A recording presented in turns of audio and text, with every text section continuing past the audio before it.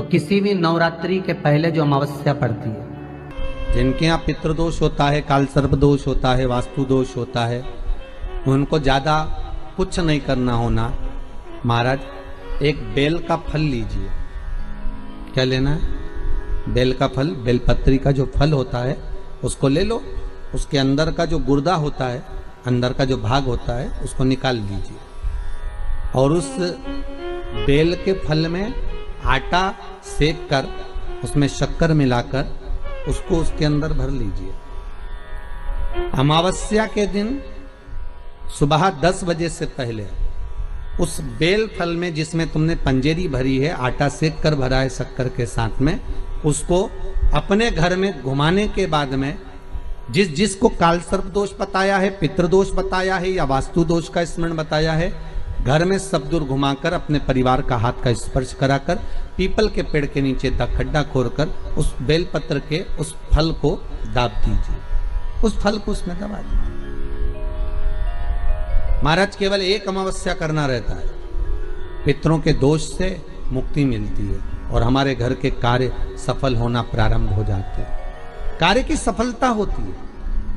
कार्य में सफलता प्राप्त होने लगती है। हम तो कई बार कहते हैं महाराज जी, अगर ऐसा लगे किसी औषधि को आप ले रहे हैं, मालूम पड़े कि औषधि आपको लग नहीं रही है, शिव महापुराण की कथा कर रही है, मान लो औषधि आपको नहीं लग रही, आपने औषधि बहुत दिनों से ले रहे हो, कोई दवाई, मान लो आप किसी भी दवाई को ग्रहण कर रहे हैं और वो औषधि लगी नहीं रही है, वो शरीर को लगी नहीं पा रही और आप ठीक ही नहीं हो पा रहे, 15 दिन हो गए, 8 दिन हो गए, बताओ, उतना की उतना ही कैटरीना है, उतना ही उतना अपना भरा हुआ, वही की वही लीवर, वही की वही किडनी, वही की वही स्मरण, सभी कुछ वही वही है, उतने की उतना ही। बीपी भी ऊंचा नीचा चल रहा है पर लेवल में नहीं आ रहा, शुगर भी लेवल में नहीं आ रही, तो प्रयास करा करो महाराज,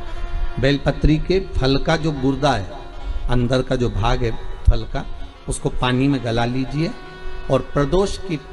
कम से कम प्रदोष नहीं हो और बीमारी जरा दवाई लगी नहीं रही हो तो बिना प्रदोष के भी कर सकते हो। उसको पानी में गलाइए, आधा घंटा पानी में, जैसे आपको सुबह मंदिर जाना है 10 बजे, तो सुबह स्नान कर कर कम से कम 6:30-7 बजे उसको पानी में गला दीजिए और उस बेले के फल का गुर्दा से गला हुआ पानी शिव जी को ले जाकर समर्पित कर दीजिए। महाराज उस पानी में से थोड़ा सा 1 चम्मच पानी शिव जी पे चढ़ा हुआ लेकर आ जाइए। उस पानी को जो बीमार व्यक्ति है उसको औषधि देने से पहले मात्र आधी चम्मच से भी आधा चम्मच उसको दे दीजिए। भगवान शंकर